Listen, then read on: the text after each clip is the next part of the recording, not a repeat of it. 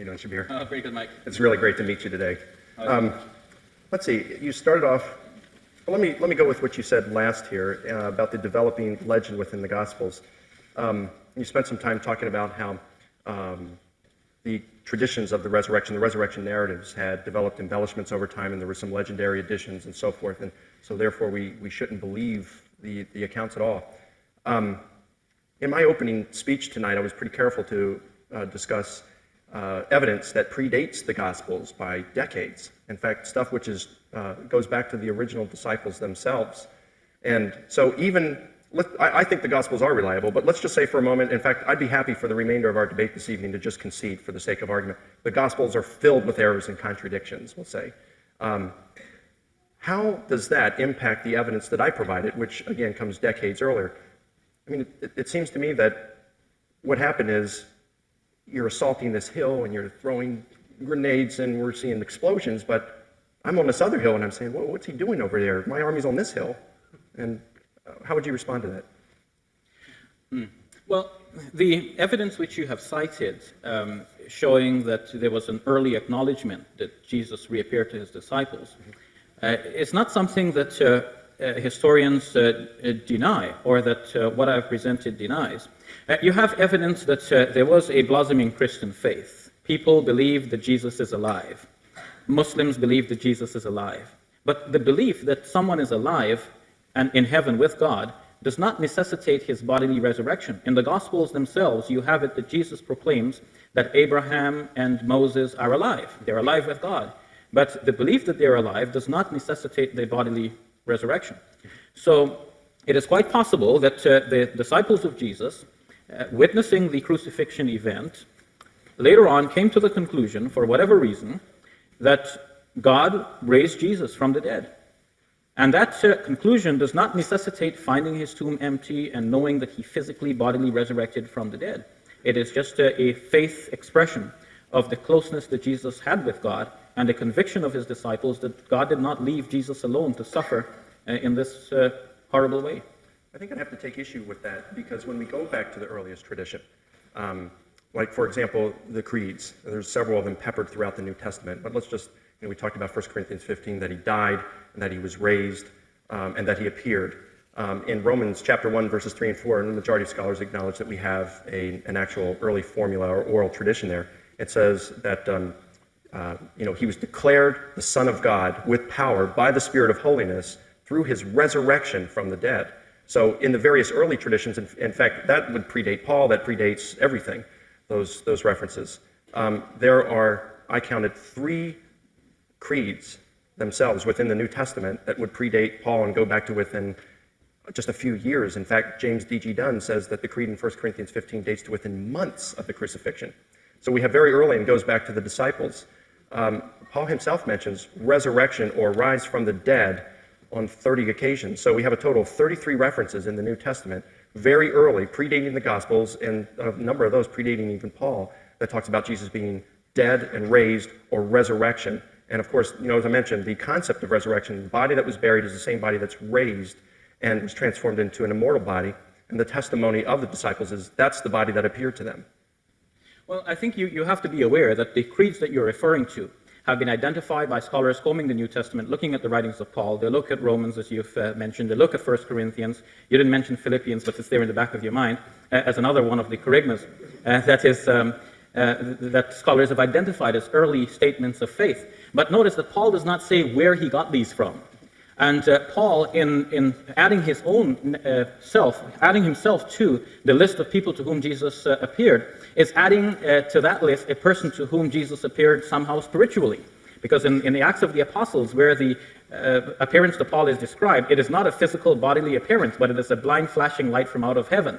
So once Paul has added that, I think your case becomes weak here, and it becomes more like the case of those who say that the disciples of Jesus must have seen an appearance of Jesus, and Muslims should be willing to grant that God, in order to solace the companions of Jesus, allowed them to see a spiritual vision of Jesus.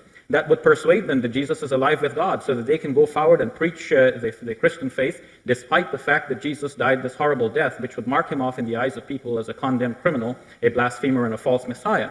So none of the evidence you have cited actually proves that Jesus physically, bodily, rose from the dead. Okay, I appreciate you saying that.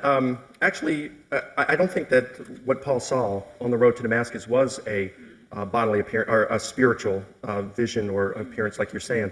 But I'm glad you grant Acts, because if you want to do that, then we'll go to Acts 13, where Paul is preaching as well. And there he very distinctly and precisely says bodily resurrection.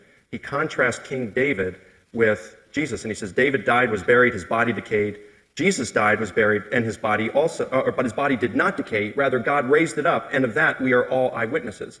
So in doing so, he's certainly contrasting what happened to David with Jesus and saying Jesus' body did not decay. He raised it up, and we're eyewitnesses to this. Now, if you mention Paul, we have to also say, even if we do take that appearance in Acts chapters 9, 22, and 26, where he sees him on the road to Damascus, and it's the bright light, this is a post-ascension appearance. So that could certainly account why the difference. It's the disciples saw him right after he had been raised from the dead, but Paul is seeing after he ascended to heaven.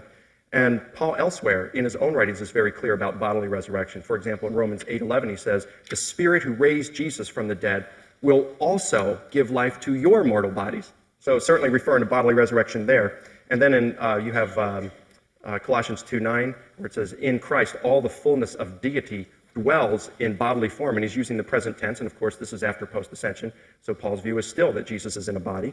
I mean, there's numerous references like this, so I would just have to disagree with you that he's referring to a vision or a spirit here. And then in terms of where he got the information from, in Galatians chapter 1, verse 18 and 19, he says that 3 years after his conversion, which would have been about 5 years after the crucifixion, he goes up to Jerusalem to meet with the disciples, and he meets with Peter. He says, I met with Peter, and the Greek word used there is hysteresai, from which we get the English word history.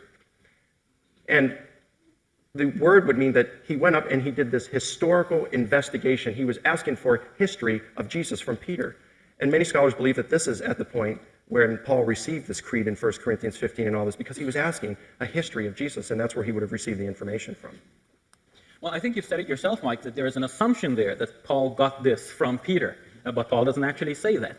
And we have to assume that Paul got it from there. Moreover, where Paul speaks about bodily resurrection elsewhere, that does not necessarily mean that Jesus' resurrection was of the same sort.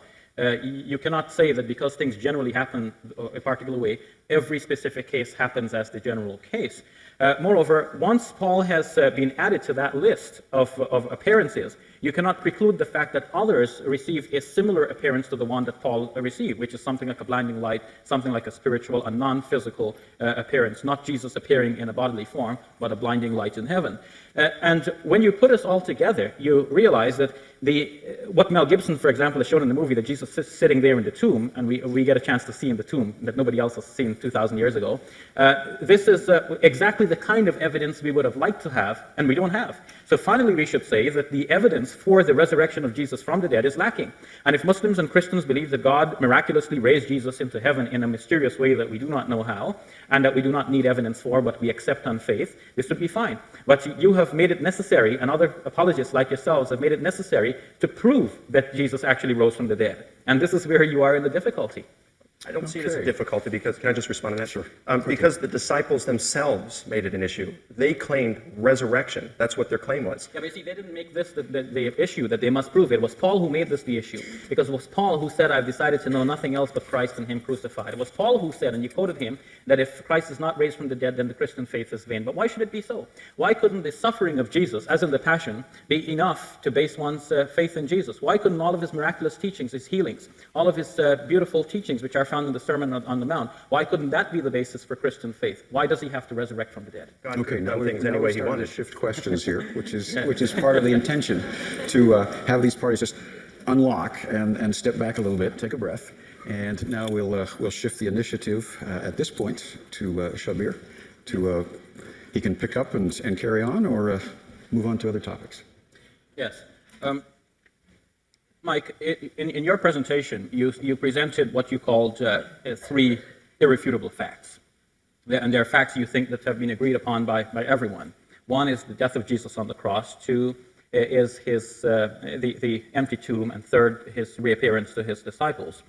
Now, if you trace the logic of where I was actually leading with my question, I've already started the question period for you. Now, where you have actually put yourself in a difficulty here is with first acknowledging that it is historically certain that Jesus died on the cross. Now, the circumstances of his death would mark him off as a blasphemer. As a Muslim, I believe in Jesus, but I believe in him by virtue of my belief in the Quran. I've said that in my opening presentation. But what Christian apologists are asking me to do is to leave my Quran aside, to say that this is not historical. I must go with the information that is there in the Gospels, based on which the historical conclusion is that he certainly died under Pontius Pilate. Now, if he certainly died under Pontius Pilate as a blasphemer, as a curse of God, as Paul would put it, and that is certain, and if the evidence for his resurrection from the dead is not certain, but you can say 75% of scholars agree on that, and of course you mean evangelical conservative scholars. Oh, not at all. And if you say scholars who study it, you're not referring to scholars who have just dismissed it and do not bother even to look at it. Yes, now, because of course of other conclusions that have already been firmly fixed, conclusions that they know about the history of the Gospels, the way they have been written and so on.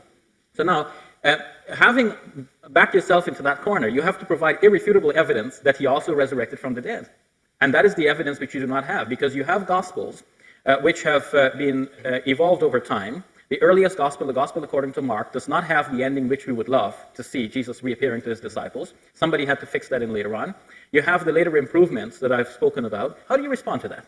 Well, as far as the irrefutable evidence, that is a tall burden of proof right there. I don't think we can do that for anything. I mean, we can't prove anything with 100% certainty. I can't prove that I'm 42 years old. For all I can prove, I mean, I was created, everything here was created 5 minutes ago, and we were given memories of events that never took place and food in our stomachs from meals we never ate. I can't prove that that's not the case. What we have to look for is high probability and what is the most plausible explanation for the data. And from what you've given me, you haven't attacked any of the evidence at all. Regarding the Gospels, I mean, you're bringing up the Gospels again, but the evidence I provided is decades prior to the Gospels. And so attacking the Gospels, again, for the sake of our debate this evening, I'm more than happy to grant that the Gospels are totally unreliable and filled with errors and contradictions. I don't believe that, of course. All right, but for the sake of our debate, I'm willing to, because I want to get our debate focused on the evidence, which is that I presented, which is decades before the Gospels. And so you questioned the death of Jesus, you said. And on what basis do you do that again? Okay, now you've switched the questioning. Forgive me, I'm sorry. Forgive me. You're in control. Yeah, first I should remind you, Mike, that I did not say that none of the Gospel is reliable. But I did say that the Gospels have evolved over time. And once we peel back the layers of evolution in the Gospels, we realize that in the earliest strata, there is not sufficient evidence to conclude that Jesus both died on the cross and resurrected from the dead, or that he reappeared to his disciples. Once we acknowledge that, and you have the earliest strata of evidence, which is prior to the Gospels, which you mentioned, and we see that in the earliest strata, which you mentioned, there is no firm declarative statement that Jesus physically, bodily raised from the dead, then we can see the evolution even starting with those declarations. From the declarations of Paul, that Jesus reappeared to his disciples, and that this forms the bedrock of Paul's emerging faith. Naturally, the Gospels, which would be written later by followers of Paul, would want to prove that Jesus actually physically rose from the dead. And they have taken the story further. And so we see one stage in Mark, we see a further development in Matthew, a further development in Luke, and then the final development in John's Gospel. And a further development in Mel Gibson's movie. So there are improvements along the line. What Mel Gibson has done is nothing new. This is what the Gospel writers have done too. They have improved, they have told the story the way they thought it should have been told. And Mel Gibson has done that. We need to see Jesus sitting there. We need to see Jim Caviezel back alive without any stripes on his body, just the one little nail wound in his palm, where it shouldn't be anyhow. So Gibson has told it the way it ought to be told. Each gospel writer in his own time has told it the way he thought it ought to be told. Given this evolution of the Gospels, peeling back to the earliest strata of tradition, can you be satisfied in the earliest strata of tradition Jesus actually died on the cross and that he reappeared to his disciples in a physical bodily form? Offer evidence of that. I have. It's the early oral traditions and Paul himself. You mentioned the Gospels, but again, I'd like to express I'm willing to grant you the Gospels have legend and errors and all kinds of problems for tonight's debate. But I'm still on this other hill, and I'm waiting for you over here. Now, you had mentioned about, no, I'm not going to ask you a question, I'm sorry. You said that no, You can't just wait and let him ask the question. okay, I'll wait for that. No statement that Jesus died in the earliest strata. Well, yes, there is. I mean, in that creed that was within 5 years, and James Dunn in his new book, Jesus Remembered, said that the tradition in this creed dates back to within months of the crucifixion. Months. And the creed says that he died, and that he was buried, and that he was raised on the third day. And then you go down a couple of verses later. What's really interesting is Paul says in verse 1, I'm going to preach to you the gospel. And then he gives the creed in verses 3 through 8. And then in 9 he says, hey, whether it's me or they, the apostles, the disciples, we preach Jesus and him crucified. In other words, or I'm sorry, I'm mixing up, forgive me. He says, we're preaching about the resurrection of Jesus. So there Paul's saying he's preaching the same thing as the disciples are. You go down a few more verses, I think it's verse 14, and he calls this kerygma. In other words, he's identifying it as the formal and official preaching of the disciples. So, I mean, this is very early tradition. And then we have Paul again. He mentions resurrection or dead and raised 30 times in his writings. And then you've also got the creed in Romans chapter 1, verse 3 and 4 that talks about declared the Son of God with power by his resurrection from the dead. So resurrection is in the earliest strata. There is nothing earlier. We can go trace it back to the disciples themselves. So you could say that they're mistaken, perhaps, or, I'll let you raise the theory there. But they interpreted their experiences as being resurrection, which means they understood Jesus of dying. They understood that the body that died was the body that was raised and appeared to them. And so therefore the tomb was empty. Yes, I can see that you feel that I'm not really dealing with your points, but in fact, if you listen carefully, I have been dealing with your points all of the time, because look, you have said fact number one, that Jesus died on the cross, and I'm saying the earliest strata of tradition cannot convince you that Jesus actually died on the cross. Now it's for you to respond to this, but let me lay them all out. First, notice in Mark's gospel that Pilate has a doubt that Jesus actually died, and for good reason, because crucifixion usually took several days to kill a person, and in Mark's gospel, Jesus was only on the cross for a few hours, and all of the beatings that are there in Gibson's movie are just imagination, because Mark does not give you any of those details. It is true that some such beating could have been possible for a crucified victim in the Roman world, but notice also that Pilate was sympathetic towards Jesus. He found him innocent and sought to release him, but he was pressured into agreeing to have Jesus crucified beyond his will.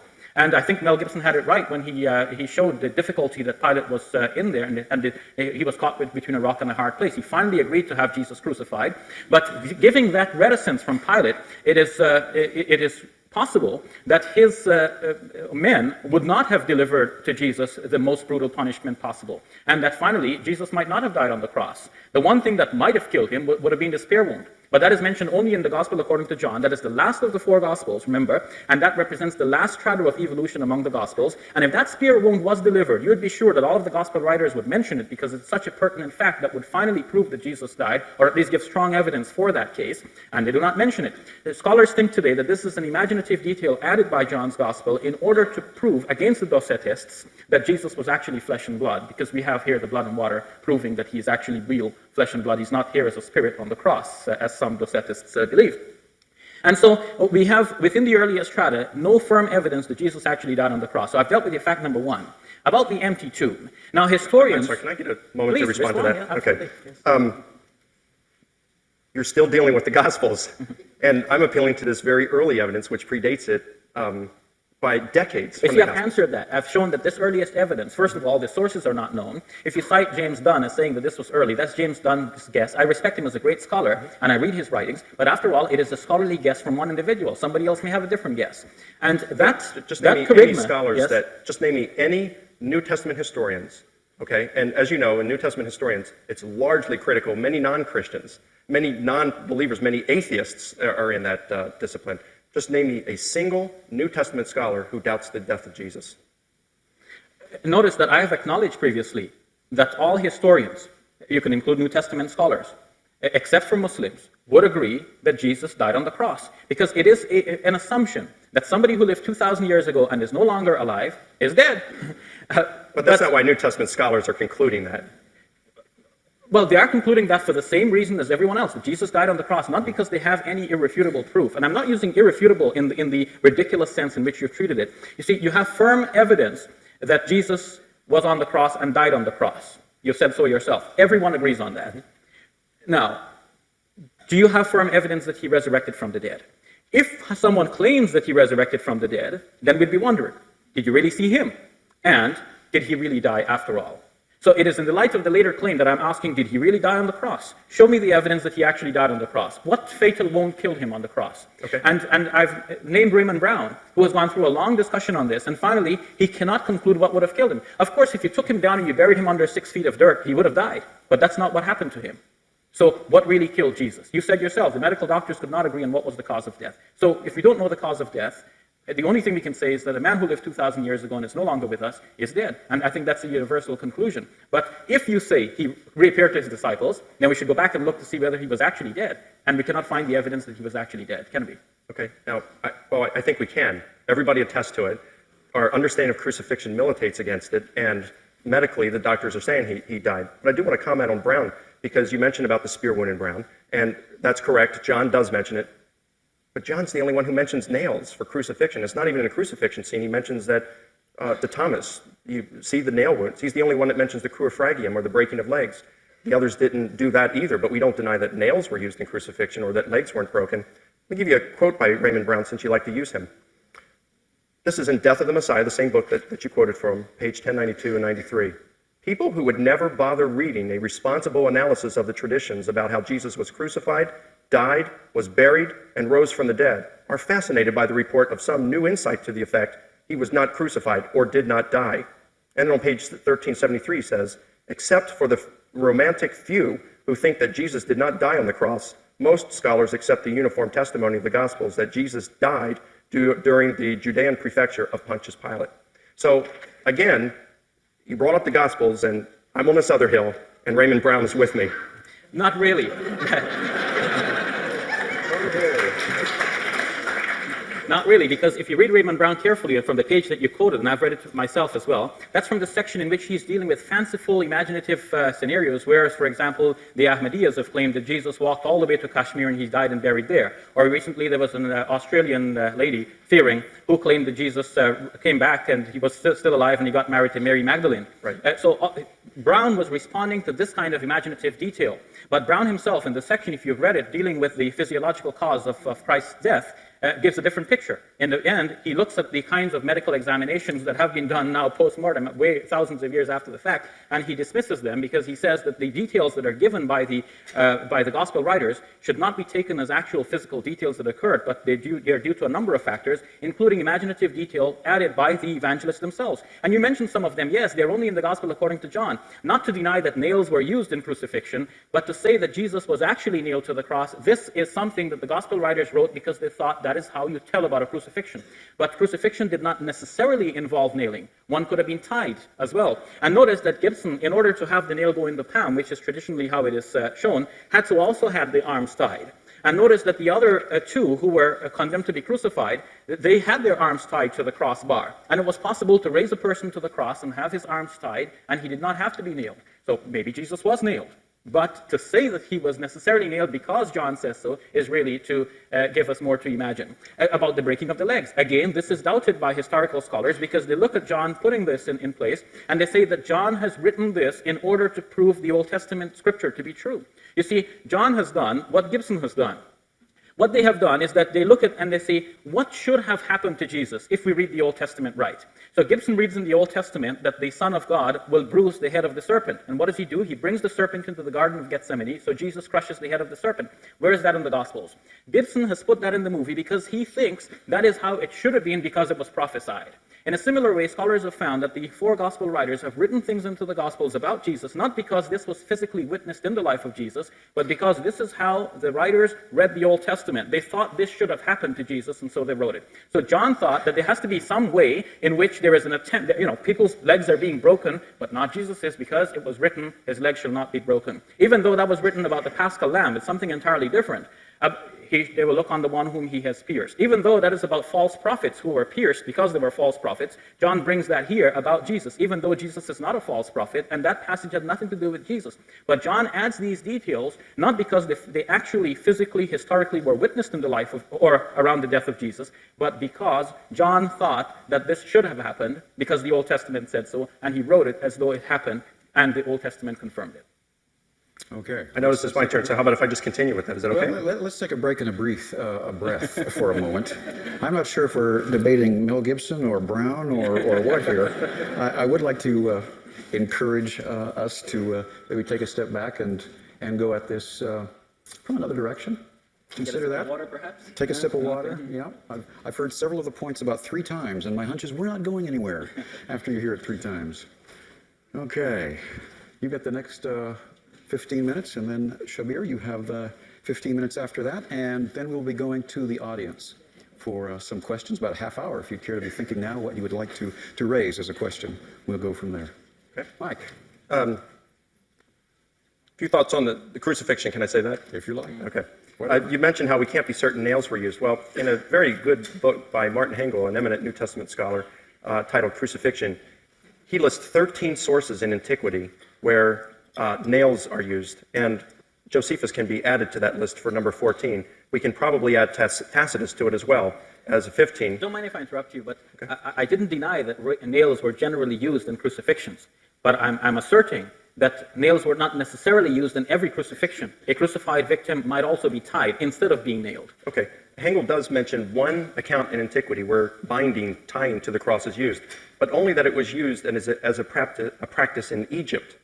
So we really just don't have any historical kind of evidence whatsoever to show that binding was used by the Romans. Everything seems to point to nails, and so we have no reason to question that nails were used when it came to Jesus' crucifixion. And in fact, this is the uniform Actually, we testimony. do. I have a book here by John Rousseau and Rami Arav, a book entitled Jesus and His World, a cultural and an archaeological and cultural dictionary. And here it is asserted that, in fact, in crucifixions it were possible to also use binding instead of nailing. So nailing was not in every I'm sorry, what case. references do they use in antiquity for that rather than just making a statement? Well, you can read the book yourself. Well, no, this is this is an academic debate, not a lunchroom discussion. And Yes. you can't just say, well, this author says this. You have to provide reasons for Yes. it. And I'm providing reasons. I'm citing you sources. Now, if you like, I'd be happy to change. I'll give you his references. In his bibliography, he has named here a long list, and rather than delay everyone with that, I'll show you the list. And if you would like, you can make a copy, and I can. Okay, where's the list of what? Here is the bibliography, just dealing with the crucifixion. Right, but you're responsible now to show me where it says that binding is used, not just the bibliography that I have to go through and read now. No, I don't think this is necessary, because remember, you cited Martin Hengel, Right. whose book I have and is sitting in my hotel room right now. Martin Hengel, you cited Martin Hengel. I did not question the integrity of the scholar. Martin Hengel is a known scholar. I respect him, and if he says that his sources lead him to this conclusion, I have no doubt in that. Here we have a couple of respectable scholars producing a respectable book with a long list just dealing with the few pages in which they have dealt with the crucifixion. So pages 74, 75, 76, 77, and a part of 78 deals with the crucifixion. Mm-hmm. And then his list of books almost fills the rest of that page. So I do not question the integrity of these scholars, and you cannot say that in the midst of a debate here, we should question the scholar who got the information from the other scholars. That would be, I think, a sticky point. Okay, well, at least I got Josephus, I've got Tacitus. Who can you provide as a counterexample where binding was used by the Romans? What I'm providing is a book that has been written by a couple of reputable scholars. They're not Muslim scholars. John Rousseau, Rami Arav. It's a book with a respectable presentation. It's a scholarly academic text. It's billed as a dictionary, and in fact, that's what it is. It's a listing alphabetically of information of a historical nature. They're not making things up, and they have listed their bibliography. If you doubt that, you want to take it up with these scholars, go right ahead. But you cannot here insist that that information is wrong without having proper proof yourself. You see, an expert witness by himself is a proof for a point. And if you want to refute that proof, you can bring other expert witnesses who say that it is not. So far, all you have mentioned is that Martin Hengel has found evidence that binding was used for crucifixions in another part of the world. But you're arguing from silence, because you have not a proof from Martin Hengel that binding was not used among the Romans. And here, these scholars have offered information to show that binding was used. I don't think we have any reason to doubt the integrity of these scholars. Now, if I had said it for myself, then you can challenge me, okay, Shabir, bring me your proof. I brought you the proof here. Then you ask me for the proof or the proof. What you have shown me is a single book, and you haven't given me a statement out of it which shows that the Romans used binding. Hengel in his book does provide 13 sources where the Romans used nails. And like I said, we can add Josephus to that. We can probably add Tacitus to it because he says that Christians were affixed to crosses, the Latin term affixed, and then they were set ablaze on fire, and they wouldn't use binding or else the ropes would burn. So nails make more sense there. If we take Tacitus there, well, then that would be an additional source and bring it up to 15. Yeah, but you notice that you're arguing from silence, because saying that nails were used does not deny that for some other victims, ropes were used. Right, And you but said if yourself. if all the evidence we have says nails, and we do have the 4 testimonies of the gospel, since you're using them, I'll just point out that John mentions nails. In fact, Luke alludes to it when he says that Jesus showed his hands Yes. to them. So if that's the case, we do have 2 reports that said nails. It seems to go in with the other reports that are available. And so, But you're I not think answering to my point, Mike. Well, the My burden of point proof is is that because it was known that nails were generally used, the gospel writers wrote that nails were used. Not because it was historically, factually witnessed and recorded at the time, but because at the time when the disciples were writing, they wrote what normally happened at a crucifixion. Not only what normally happened, but as time went by, and they wanted to prove definitely that Jesus underwent the worst possible tortures, they improved the level of torture. So it went from Mark a little to Matthew and Luke further, and John even worse.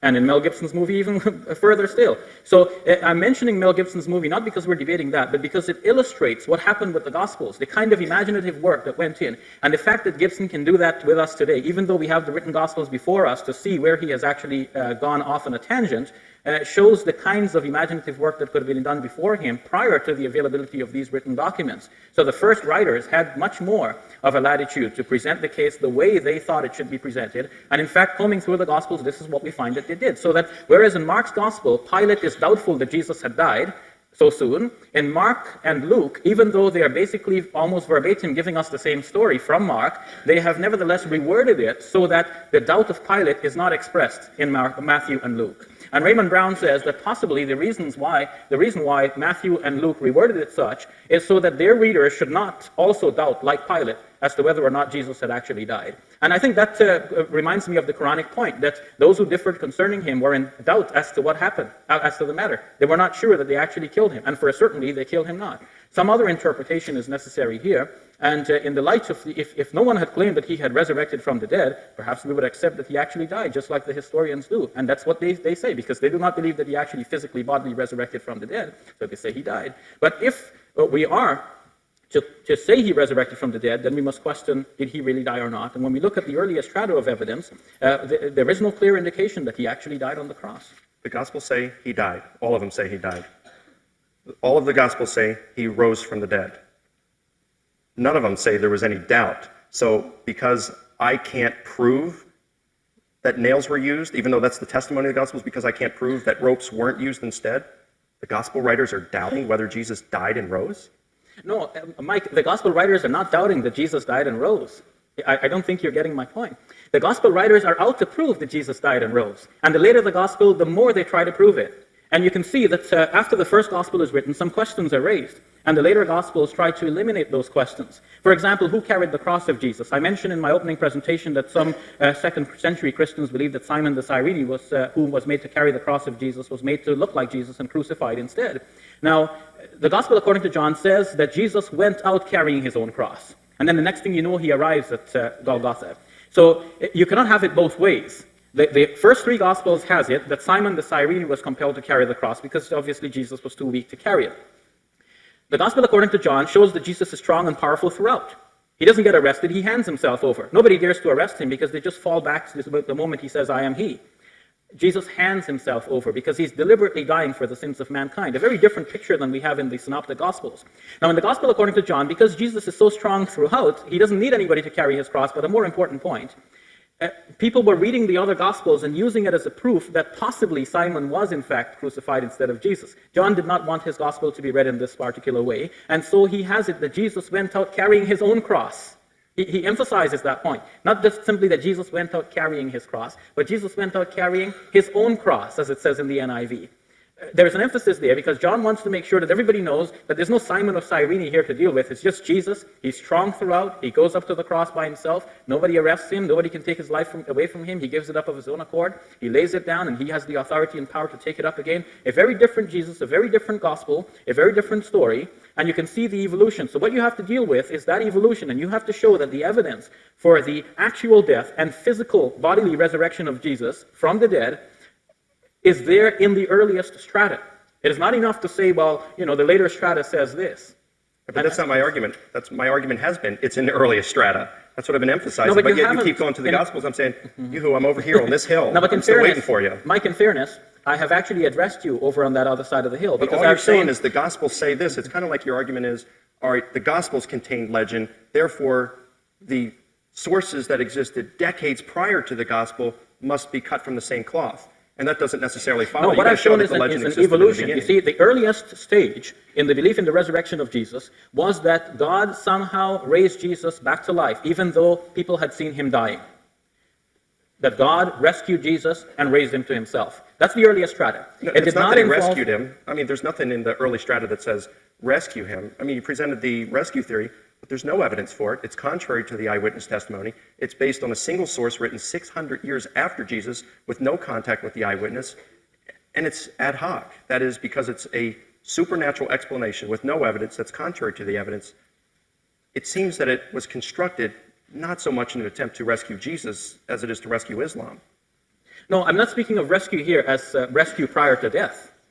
What I'm saying is that the earliest belief in the resurrection of Jesus from the dead, as we can tell from the earliest sources, is that despite the fact that everyone had seen Jesus dying on the cross, God had somehow rescued Jesus and raised him to himself, so that Peter can proclaim in the Acts of the Apostles that death could not hold him. And of course, because God was with him, rescuing him, raising him from the dead. You can put it that way if you want. You mentioned the speech of Peter, which we are now referring So to. you did say the earliest strata talks about Jesus being raised from the dead. Do you grant that? The earliest strata, well, we should first listen to the words, and then we'll talk about the interpretation, because there's something to be said about that. The passage which Peter is citing in the Acts of the Apostles is from the Psalms, Psalm 16. Read the commentary on Psalm 16. The New Jerusalem Bible, in its footnoting on that psalm, says that this actually refers to a person who has had a close brush with death. The psalm does not actually necessitate the person physically dying. So now, to say that God raised this person from the dead does not necessarily, in the ancient world, require that the person had to be physically actually dead. You see, our conception of what involves death or what means death has changed over time. You mentioned previously N.T. Wright and his excellent book, This Thick, on the resurrection of the Son of God. If you read it throughout, you will see he mentions some of the conceptions that were there and some of which you refer to, but he also mentions the story Kalerho. In the story, Kalerho is beaten by her husband, and she apparently dies. And she is buried, but some grave robbers come, and they're surprised to find her alive. They're scared off, and Kalerho survives. And then, according to the story, as cited by N.T. Wright, she says, "I was dead, and I came back to life." Even though we know from the story that she was not dead. But this is how people might refer to things. If a guy is diagnosed with death today, he's kept in a morgue, he's watched for a little bit, and in fact he doesn't actually die, he might say, "I came back from the dead," but we know he wasn't actually dead. Today our conception of death has actually improved because we have put a person through an EEG, through an ECG. There are certain grimacing effects that we test for, 5 of them, that are noted by Constance Jones in his book, The Complete Book of Death and Dying. And after all of these tests, we keep a person to just watch him just to make absolutely sure. So it is possible that a person might appear to be dead in the ancient world and that he wasn't actually dead. But if that person survived, one would say that he actually came back from the dead. Documentation for this is found in an excellent book by Jan Bondeson, or Bonson. His book is entitled Buried Alive. A terrifying history of our most primal fear. And what he has shown here is that throughout history, there have been difficulties identifying when exactly is a person finally dead. And he showed in particular, in the time of Jesus, though Jesus was not his particular concern, he's just simply going through the whole sweep of history. What he has shown is that in that time, people could not determine when a person actually had died. And in that same book, we have a quotation, this other book here, we have a quotation from one of the Jewish Talmud sources, which might help us to understand why the women, disciples of Jesus, went to the tomb. Listen to it. It says, the Babylonian Talmud stipulates, one should go out to the cemetery and check on the dead 3 days after the funeral, and one should not fear that by doing so he follows a Gentile practice. It happened that a checkup after 3 days discovered that a certain person was buried alive. This person lived for another 25 years, had sons, and then died. and the reference is here. See, they've actually given the reference, so if you ask me now, it is there. Okay. So, Yeah, but the Talmud, can I respond to some of this? Because you're giving me a whole lot here. Okay, we've shifted into the next quarter, the last quarter hour. Okay. We'll be going to you for some questions in about 12 minutes. The Talmud is late. It's several hundred years after Jesus. So just because the Talmud mentions that in its day, when it was reporting this stuff, which could have been 300-400 years after Christ, that was the way things were done, that doesn't mean that that's the way it was done in Jesus' day. In fact, you mentioned about how we can't be certain a person's dead. Well, because we don't have EEGs, I really don't think that they would have had much doubt that John the Baptist was dead, who had been beheaded. Yes. So now, even with this thing, with the Talmud, they may have gone to the tomb to check it out to see if the but you person... see, Mike, that is exactly my point. You see, once a person is beheaded, you're sure he's dead. But you put a person on a cross, you expect that after 3 days, through exhaustion and facing the elements and even the vultures, who might come and pluck out your eye, then by 3 days' time, you will be dead. But then, if you take him down after a few hours, even Pilate wonders, are you sure he's dead? But of course, Pilate has an interest in preserving Jesus because he didn't want Jesus crucified in the first place. So I think if you make it your job to prove that Jesus resurrected from the dead, you actually have a difficult job. If you say that Jesus rose from the dead, he ascended into heaven, Muslims and Christians can both believe that without having to prove it. Look, Jesus was one of the greatest persons who walked the earth in all of history. He was a great teacher. We remember him for his memorable sayings, do unto others as you would have them do unto you. The golden rule is something that people wish to have in every religion, and we find parallels for that in other religions through searching. But it's such a known teaching of Jesus, such beautiful teachings from a man, the miraculous works that Muslims and Christians believe that he performed, the fact that he was born of a virgin, that he raised the dead back to life, that he cured the leper, that he healed the blind. Muslims and Christians believe that. We do not need to prove it to the world, but by making it your job that you have to prove that Jesus resurrected from the dead, and you have said that if you cannot prove this, then it would make Christianity appear to be false. You have hinged everything on this. If it was disproved, if Christ has not been raised, then a person's faith is worthless. The burden of proof, I don't have to as a Christian. Most Christians aren't Christians because they prove Jesus rose from the dead, but they still believe it. May I comment on Pilate real quick? You mentioned there how Pilate, that he wanted to save Jesus. I guess I have two comments. You've exerted a lot of time and effort this evening undermining the Gospels, and so I'm bewildered that now you would appeal to those very texts in order to prove your point. Because I've told you previously, I'm not saying that all of the Gospels are false. What I'm saying is that there has been an evolution among the Gospels. And in peeling back the layers of evolution, Mike, you have not touched on that at all. You have not spoken anything about the evolution of the Gospels. Because I'm on this other hill. I presented evidence that's decades earlier. I'm still waiting for you to attack this hill. Now, the thing about Pilate, you said, okay, now Pilate wanted to rescue Jesus here. He didn't want to crucify him. And this is another thing that I'm kind of surprised at, because critical scholars normally regard this as political propaganda by the early Christians, and that it's not historical, whereas these same scholars accept the death of Jesus because it's so much more better attested. So if you're going to accept the Pilate story, then all the more you should accept the story of Jesus' death, because there's much more going for it. If you reject the Jesus death, then all the more you should reject the Pilate, because there's less going for it. Now, you see, I think your point here is built on what we might call epistemological confusion. There is a way in which we learn things. I didn't mean to be funny about that. I'm just trying to put my thoughts together, and we have to be quick. You see, we start with certain basic assumptions.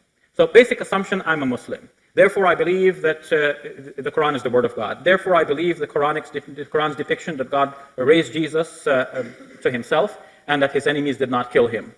And this might be explained in a variety of ways. Jeffrey Parender, a Christian writer, in his book Jesus and the Quran, says that perhaps this actually means that the Jews didn't kill him because the Romans did. Or perhaps it means that whereas they thought they killed him, that they hadn't actually killed him, and it was God who killed him. And many verses of the Quran can be cited in collusion with this to show that the Quran has this outlook, that it's not the enemy that kills the righteous person of God, it is God who takes the life of the person. And moreover, it could mean that even though they had actually physically killed him, he is still alive with God. And the Quran says that the martyrs are alive with God. And that would reflect back with what I said about Abraham and Moses from the lips of Jesus himself.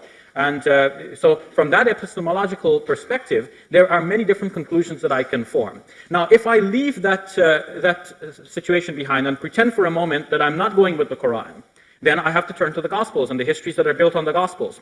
Now, if I take the position of the historians, as you're suggesting I would do, and deny that Pilate was reticent, and if I perceive of Pilate as a very brutal individual who wanted Jesus dead, then I would conclude with other historians, with Michael Grant, for example, in his book An Historian's View of the Gospels, and other such historians, that Jesus actually died on the cross. and that he did not physically, bodily resurrect from the dead, that his disciples had an extraordinary vision of him. Because his disciples wanted so badly to believe that Jesus was alive with God. And so they wanted to believe it so badly that they saw him. And that would apply to Paul too? Say again? Paul and James, they didn't want to see him alive. And what about the empty tomb? Empty tomb is, I think, does away with the vision theory. No, but well, here, Paul's vision, as you're saying, as an enemy of Jesus. There's something to say about Paul's vision. Because Paul himself, in his first letter to the Corinthians, he said that, that the devil might appear as a bright, shining light, so that many might be deceived. So Paul's testimony that he saw this light cannot be a full and final convincing argument of a physical nature that Jesus physically, bodily rose from the dead. Second, you mentioned James. Now, what has been found in the evolution of the Gospels over time is that, starting with Mark, the family of Jesus had been given a bad rap. It's not like in the Mel Gibson movie where Mary is everywhere there with Jesus by his side and kissing his feet and getting the blood on her lips. In the Gospels, in the Synoptic Gospels, starting with Mark, the family of Jesus looked bad, and so too his disciples. And so, of course, his brothers don't believe in him. His mother doesn't even seem to understand him in Mark's Gospel. So Jesus denounces her earlier on.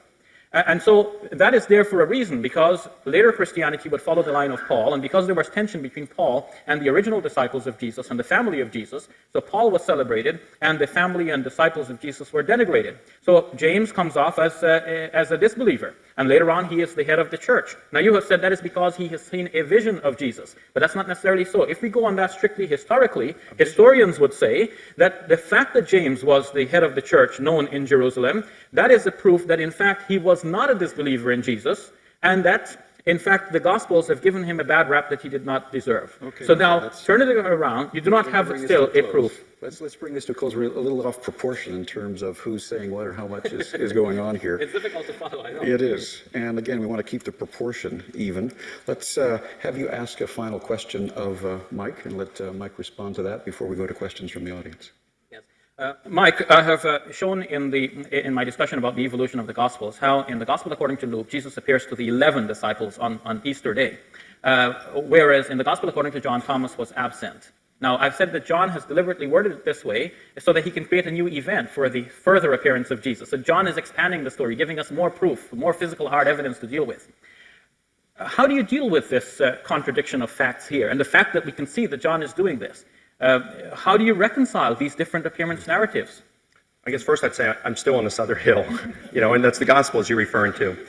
But I don't think John is so much is expanding as we have Luke contracting. In Luke's Gospel, it seems like everything happens on Easter. He appears to the Emmaus disciples, then he comes back. The Emmaus disciples come back and they say, hey, the Lord appeared to us. And the disciples say, yeah, he is risen. And he appeared to Peter. And then Jesus appears in their midst, and then he comes out and commissions them as well. So it seems like everything happens in Jerusalem on Easter in Luke. But in Luke's sequel, Acts, you go to chapter 13, verse 31, and he says that Jesus, after having been raised, he met them in Galilee and accompanied them back in Jerusalem. So he kind of expands a little bit there and tells this. I don't think you got the citation correct. I'm sorry. No, it's 1331. Yeah, the reference is correct, but what you're citing is not in there. You see, what Peter is saying is that Jesus did not appear to everyone, but only to those who had accompanied him from Jerusalem, from Galilee, rather. Right, so right, but that's the disciples there. Yeah, but you see, you're putting it differently. You're saying that Jesus appeared to them in Galilee and then accompanied them all the way back to Jerusalem. Whereas, what Peter is saying there is that Jesus did not appear to everyone, but he appeared only to those disciples who had accompanied him in the first instance all the way from Galilee to Jerusalem. All right, here's what it said. But God raised him from the dead, and for many days he appeared to those who came up with him from Galilee to Jerusalem, who are now his witnesses to the people. So my point is this. Luke says it's from Galilee to Jerusalem. So he's talking about these different appearances, whereas Luke in his gospel contracts them into one day and one appearance, a couple of different appearances, Emmaus disciples to Peter, to all of the disciples at that point. So the way I answer the question you're giving is that John is not expanding in his gospel. Luke is contracting in his gospel as evidence from what we have. Can you read us the same verse from the NIV? Sure. Actually, I was looking at it in Greek.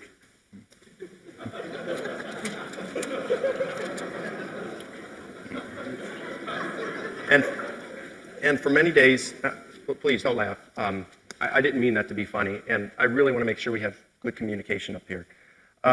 And for many days he was seen by those who had traveled with him from Galilee to Jerusalem. They are now his witnesses to our people. So this is not necessarily saying that Jesus appeared to them in Galilee and then kept accompanying them. We're not talking about the resurrected Jesus being in the company of the disciples traveling from Galilee to Jerusalem here. You're talking about Jesus appearing to those disciples who had previously accompanied him all the way from Galilee to Jerusalem. I mean, we know what that reference is too, because the whole Gospels were about that. The disciples, along with Jesus, making a long journey from Galilee to Jerusalem. It's not post-resurrection, it's pre-crucifixion. Oh, I don't see that at all. In fact, that's not what it's saying there. And in Mark, if you go back to the earliest gospel source, you really like the Gospels this evening, so I'll go to them. In Mark chapter 16, verse 7, the angel tells the women to go tell the disciples to go meet Jesus in Galilee as he told you. And then you go back to chapter 14, verse 28, where Jesus says, after I have been raised, I will go ahead of you and meet you in Galilee.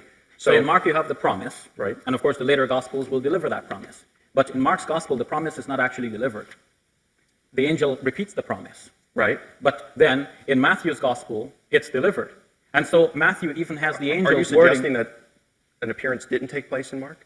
What I'm saying is that Mark does not report the actual appearance. Right. That would come later. But are you saying that Mark was unaware of an appearance?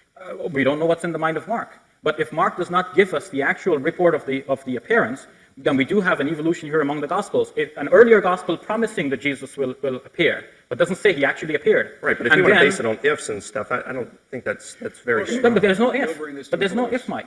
Okay. Yes. Welcome back, friends. I hope you enjoy the video till the last minute. So my dear brother and sister, you may be familiar with the prophets.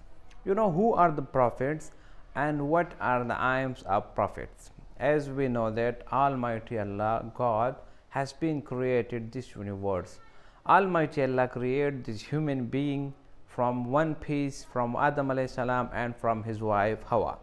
Now with the coming of these two into this universe, it means that the beginning of a new era where there will be living humans, where humans will be following the way of Almighty Allah, where the human beings will not be interrupted by the devil.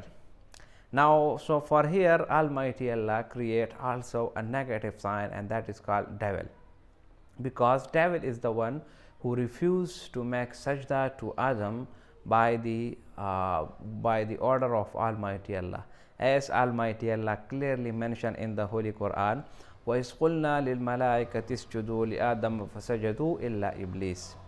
So devil is the first one who refused to make sajda to Adam, along that Almighty Allah ordered him that do sajda, but he refused. And not he refused only, but he also says some words which are not really, we can say that, applicable for the people, for the person who was created by Almighty Allah. He said that ana khalaqtahu min ana khayrum minha, that I am far better than him. In this way he makes some, we can say that, some points, some gestures which are not suitable for the person to do in the front of Almighty Allah.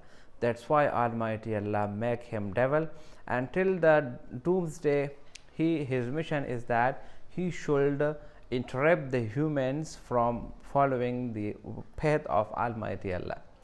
So when Almighty Allah create human beings in this universe, and a new era of human being has been begun, time by time, year by year, decade after decade, Almighty Allah sending his members, sending his people, are sending his prophets. Now prophet is the one who convey message from the Almighty Allah to the human purpose, because for the human being living in this universe, we have an ideology, we have some rules and regulation to follow it. If we follow the rules and regulation according to the religion, according to the prospectus given by the prophets and also sending by Almighty Allah, so this person will be led a successful life. But those who does not follow, who does not allow the prospectus from Almighty Allah, from the messenger, they will be feel regret in this universe and as well as the day after life. So my dear brother and sister, there are 1,24,000 maybe less or more prophet has been sent by Almighty Allah to this universe. Now, one of the greatest prophet in these all are Jesus. Jesus is the one who create Almighty Allah without father. Like Almighty Allah says, Mal Masih ibn Maryama illa Rasul. And also in Surah An-Nisa, Almighty Allah clearly mentioned, وَإِذْ قَالَتِ الْمَلَائِكَةُ يَا مَرْيَمُ إِنَّ اللَّهَ اصْطَفَاكِ وَطَهَّرَكِ وَاصْطَفَاكِ عَلَى نِسَاءِ الْعَالَمِينَ. You know, Almighty Allah gave him so many miracles, and Prophet Jesus, he is only the one who make words and who speaks even at the small age when the baby was taking breastfeeding. In the breastfeeding mode, he talked to the people that قال إني عبد الله آتاني الكتاب وجعلني نبيا. Subhanallah. Almighty Allah is the one who has the power to create a human being without a father. This is, we can say that ultra miraculously he was born without father. Now here the devil make a chance. The devil make a chance and make a statement that this is the position from where I can bend, where I can convey the human being reflected from the path of Almighty Allah to the path of devil. Here the devil put the ideas into the mind of the people that this person is born without father, so he is the son of God, because if someone has no father, God is his father. So from that idea, here is the beginning of a new era where people following another God, accepting Almighty Allah. That is called the Christianity, and this is nothing but only, we can say, a misunderstanding, because Almighty Allah clearly sent his message in the Holy Quran that Mal Masih ibn Maryama illa Rasul, that Jesus is not but only the son of all, but only the messenger of Almighty Allah. And also in another words of the Holy Quran, Almighty Allah says that وَمَا قَتَلُوهُ وَمَا صَلَبُوهُ وَلَكِنْ شُبِّهَ لَهُ. These Christians, they believe that Jesus was crucified, but the entire history in the complete Bible, you will never find a single word, and also you will be never find a single statement where it has been written that Jesus was crucified, because these Bible are not in the original form. The Bible, the Torah, Zabur, this was revealed originally by Almighty Allah, but with the passage of time, people make changes it. People make changes according to the time, according to their ways, and according to another sources. They exchange it and they, make changes it. Then after some changes, these books are not in original condition, and they has been returned to the fake things and returned to another books, which we cannot say that these are the original revelation by Almighty Allah. So the Christian believe that Jesus was crucified. So the answer is not.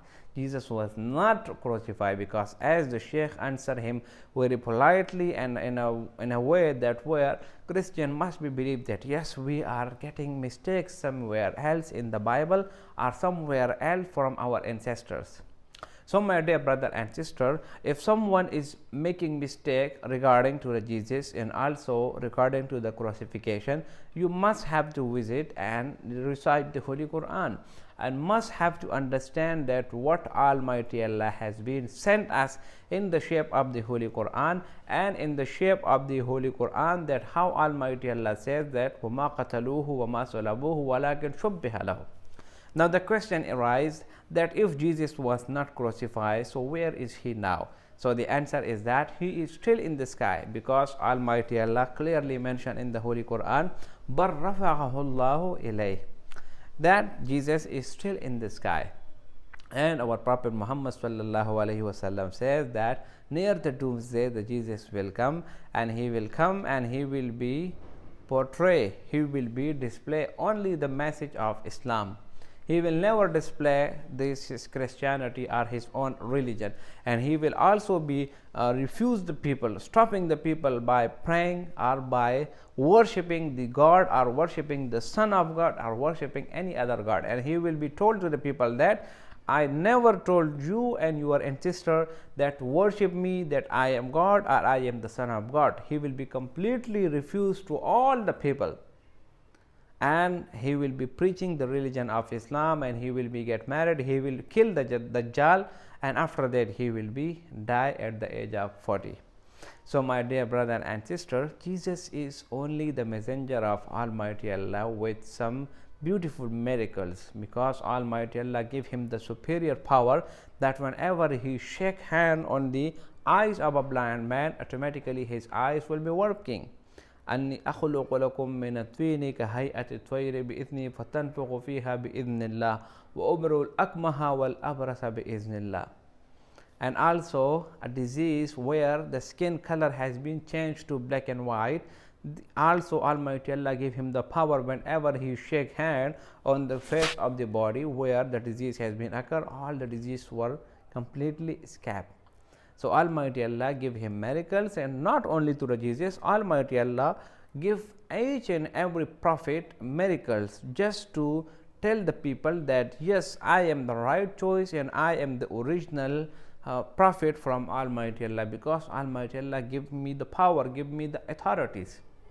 So my dear brother and sisters, if you completely research on the Christianity based on the Holy Quran, you will become to know that Jesus is not the God, Jesus is not the Son of God, he is neither crucified, neither he claimed divinity, and neither he claimed Trinity. So as in the video you have watched that the Sheikh gave him a very proper answer and a very good answer in a good way regarding to the verses of the Holy Quran. My dear brother and sister, if you have any question, any confusion, just research on the YouTube, on the Google, on the history, and also in your area there must be an Islamic scholar from where you have to ask the question. He will be reply you, and inshallah at the end of the day you will be learned to know that Jesus is only prophet, and the last and final prophet of Almighty Allah is Hazrat Muhammad sallallahu alaihi wasallam. I hope you enjoy the video. If you like the video, subscribe the channel and share it with your friends.